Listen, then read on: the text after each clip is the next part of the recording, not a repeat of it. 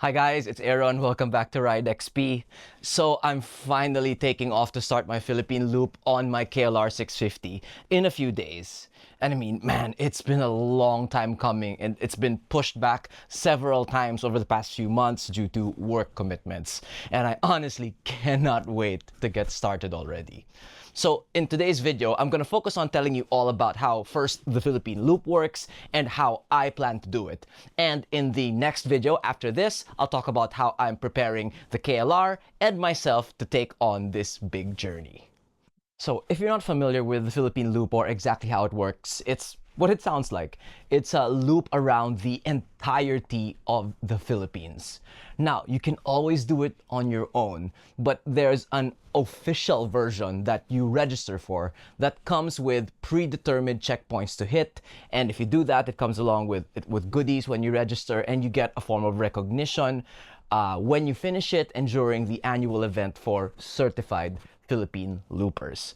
Now, this official version, I mean, it's not a government thing, it's a private thing that's basically, I guess, partnered or certified by the Department of Tourism. The registration fee for that is 3,400 pesos, and it comes with a passport, a small paper map, which is just props, honestly, 2 Philippine Loop jerseys, and 2 waterproof Philippine Loop stickers. Now, for my purposes and also for Kawasaki, I've decided to register for the official version because it adds a bit of fun, honestly, and I find the constraints useful to help a loop newbie like myself tackle what is honestly such a big trip. Well, basically, how it works is, in a nutshell, you have to stitch together all of the required checkpoints on the map and then make it into a complete loop, and then finish that within a specified number of days on the road. And the number of days you're allowed depends on the vehicle of your choice. So for me, for motorcycles, the limit is 30 riding days. But here's the thing, that's not 30 calendar days. Meaning, when you're not moving forward, when you're not progressing from one checkpoint to the other, basically, you're not trying to close the loop. That means if you're taking days to rest or to explore and go on side trips in any area, it does not add up to your total riding day count. So, what that adds up to is that the official loop exists to provide basically a helpful structure that will help you to figure out how to circumnavigate the Philippines even without much prior knowledge, which is, in my case, I don't really know much outside just kind of a few zones that I'm familiar with around the country. And that's where I think the beauty of this official version really lies. It gives you a place to start along with a supportive community via its official Facebook group so that you don't feel overwhelmed by the challenge of trying to figure out how to make your way around the whole country.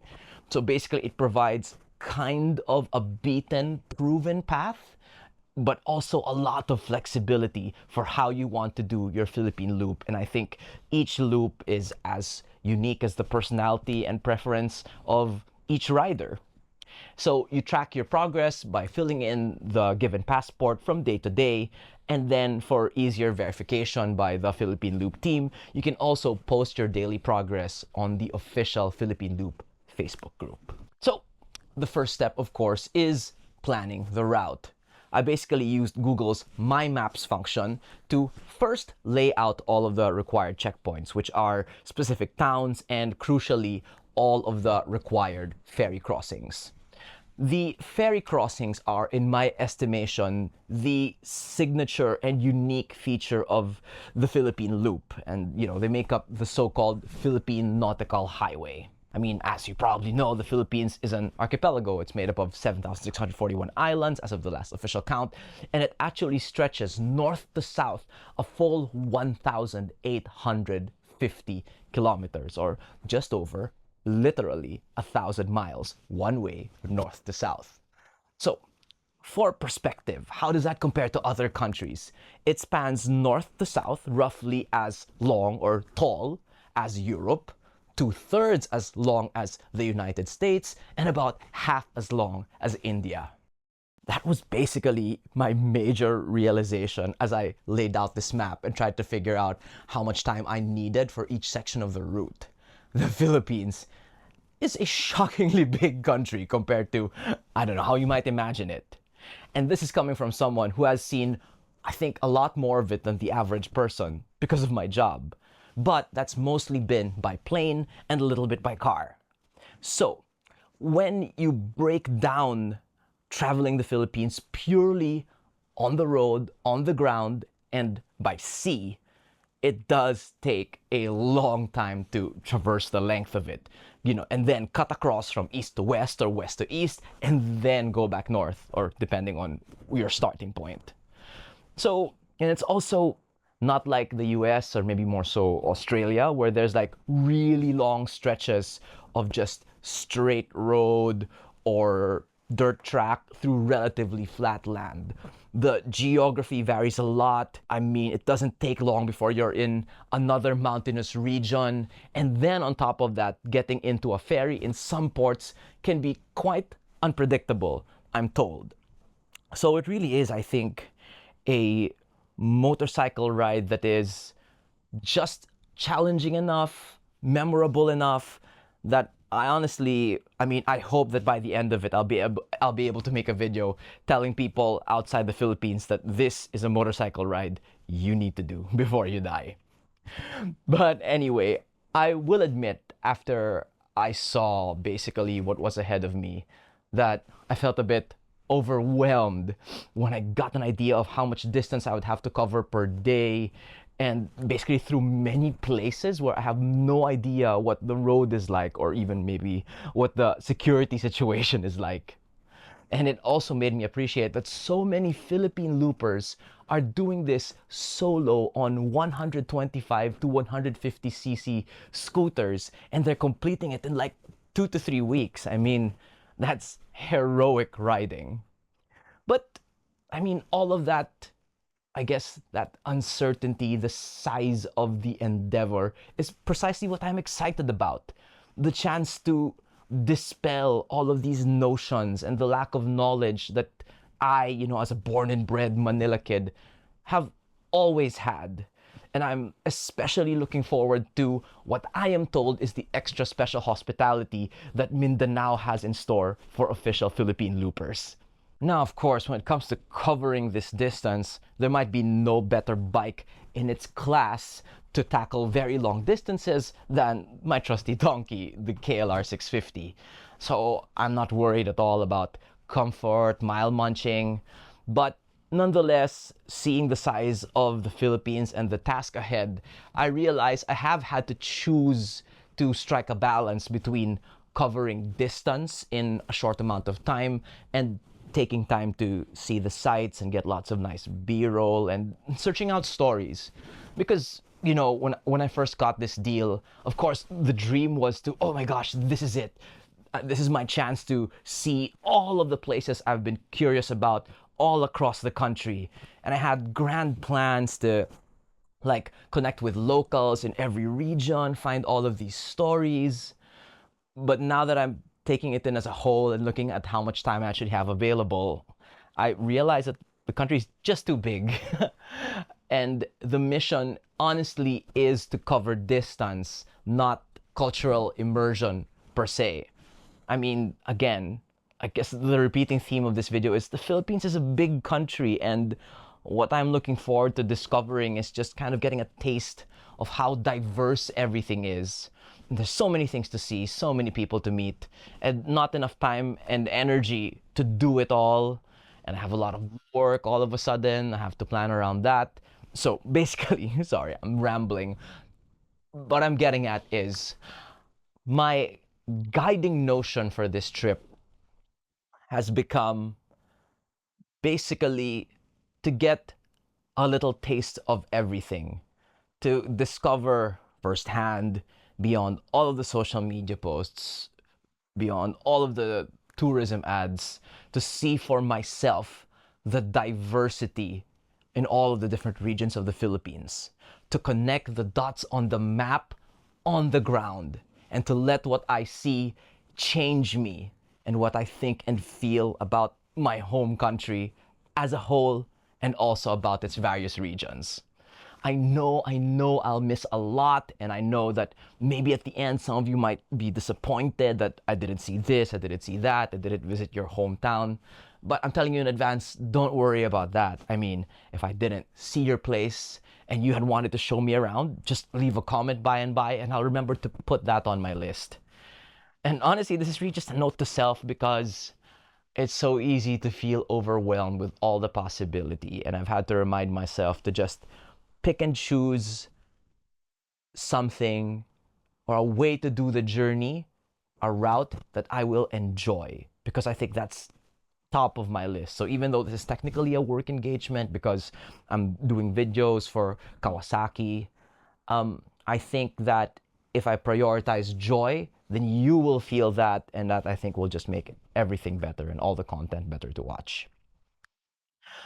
But also, here's the thing. The Philippine Loop doesn't need to be done in one go. You actually have 365 calendar days from the date of registration to complete the 30 riding days.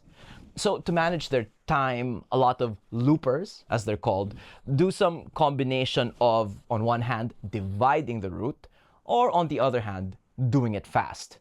Dividing the route means basically you complete one section of it or a couple of sections of it, then go back home and then come back to complete the rest.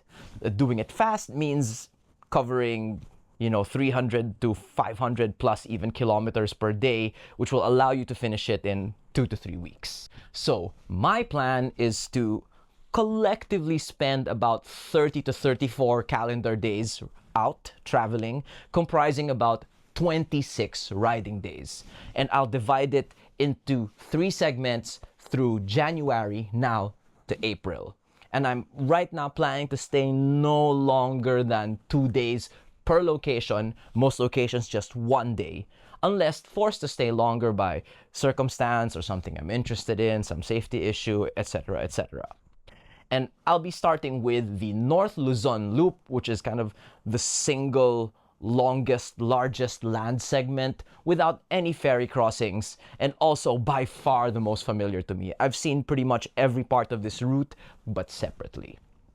And so I'll use this as a warm-up to, get used to the bike and really figure out kind of the format and how I really want to tell this story on film, on video. And that will be 8 days out total with just 7 planned riding days. So I'm only going to stay longer than overnight in one place. So since that's already happening, let me take you through the route in detail. So I'm going to start, of course, in Manila and Quezon City, and then head to Zambales first, hitting the required Subic checkpoint. And then I'm riding through to Pangasinan to cover the Alaminos checkpoint before doing a big ride and entering the Cordillera via Baguio, and then ending up at the checkpoint at the second highest point in Atok, Benguet, and spending the night in the area. And then from there, I'm doing an awesome route that I did back in 2013, riding from Benguet all the way to Vigan via Quirino, Ilocos Sur. From there, we'll proceed to the Lawag checkpoint and then go on to stay in Pagudpud. Then proceed to Tuguegarao, Cagayan Valley, and then have a big ride going all the way to the final northern checkpoint on my route, Baler. And then from Baler, I'll go back home and go back to work. And so the next few weeks after that will be a long break from the loop because I need to work and there's some personal trips I have lined up before I pick it back up again in March to do the real exciting part with all of the stuff I've never seen before as I ride down from Manila through Bicol and then on to Samar and Leyte and finally in Mindanao. And when I laid out my route, that's where I realized how big Mindanao really is, how much there is that I haven't seen. I've heard so many good things about the riding and hospitality in Mindanao. I mean, I couldn't possibly even scratch the surface within the time constraints I have. So again, I tried not to overthink it and just stitched a sensible route together. So once in Mindanao, I'm gonna land, of course, in Surigao, and I'll ride all the way down to Gensan over a few days, but with a stopover in Bukidnon, which is at the very top of my list of places to see in Mindanao. And then I'll head to Davao City and on to the General Santos City checkpoint, which is the southernmost checkpoint of the entire Philippine Loop. And then I plan to leave my bike there with a friend and fly back to Manila for another couple of weeks of work and a bit of rest. And then finally in April, I'll fly back to Gensan and start going north to close the loop, passing by Marawi City and then on to Dapitan Port to go to Dumaguete. And then I'll cross from Negros Oriental to Negros Occidental, dropping by Bacolod, of course, and then take the ferry to Panay Island, landing in Iloilo. Then I'll make my way up to Rojas City and then on to Caticlan to take the ferry to Bulalakaw Port in Mindoro, where the home stretch of my Philippine Loop begins. Now, I actually had the chance to do the Mindoro Loop last year with Overland Kings, so I'm familiar already a little bit with all of the roads that I'm going to pass through. And sorry, no, I'm not riding the off-road gap in Abra de Ilog because I can't risk it so close to the finish. From there, it should be an easy ride to Puerto Galera, where I'm going to spend a couple of nights there to soak in the impending completion of the loop before getting on a ferry in Calapan Port to land in Batangas and take the highway for an easy ride back home to close the loop. So, if it's not obvious, that's a lot of riding and a lot of kilometers. But I'm super excited. And I'm actually a bit annoyed that I can't do it continuously in one big 30+ day stretch. But I'm not a full-time YouTuber and I have responsibilities to fulfill. But it's also great that the official loop is designed so that it can accommodate such grown-up vicissitudes of life. Now, since the route is pretty much all on established roads, I'm not anxious about any of the actual riding. Weather will always be there, I'm ready for that. Security is a concern as always, but tons of people do this with no drama, so I think as long as I don't wander off into some back road after sundown, I'll be fine. The main thing that I'm kind of dreading is the ports, because I've been told many horror stories about how frustrating and opaque the process at some ports can be. How, like, some of the offices where you need to get stuff aren't even in the port, and how you'll be forced to hire a fixer if you just want a smooth process, and even then that might not guarantee that you can get on the boat. Things like that. I mean, it's definitely easier on a bike because they can just kind of stick you in there. But the thing is, I mean, despite being Filipino and being here my whole life, I just hate dealing with this sort of thing where there isn't one set clear process to follow, and you don't exactly know whom to talk to. Kailangan maparaan ka. But I figure, like, enough of this konyong manlalakbay stuff. I'll need to embrace it if I'm going to be anywhere near capable of being like a round the world kind of moto traveler like Ted Simon or Itchy Boots. But in that regard, I do have an ace up my sleeve, which is that on this trip, I'm lucky enough to be partnering with Fastcat, who runs some of the nicest Ro-Ro ferries in the Philippines. Ro-Ro, roll on, roll off if you're not from here. Basically, I met and worked with them during that Mindoro Loop last year, and it was so refreshingly seamless. So I'm looking forward to taking their boats and also to showing you how that goes and to give you an honest assessment of what it's like at every port on the Philippine Loop. And also, knowing me, as much as I had thought about and wanted to do this solo, I know I'll feel a lot safer and thus more free to find and tell stories if I have someone along with me. And not just anyone, but someone who is also in the same industry. He's a storyteller, he's in TV and film, so he knows that, if we need to take time to shoot something, we'll take time. So basically, I've asked my good friend Toby to come along, and he's riding a newly acquired motorcycle, which is a second-hand Royal Enfield Himalayan 450 that once belonged to a certain Aaron Palabiab. And that's about it for this video. I have to wrap it up there because I have another appointment in a bit. But stay tuned because in my next video, which I'm going to post the day before I leave for the start of my loop, I'll show you how I've prepared the KLR, packed my stuff, and prepared myself to take on this big journey. So thanks for watching, and I'll catch you again in a few days.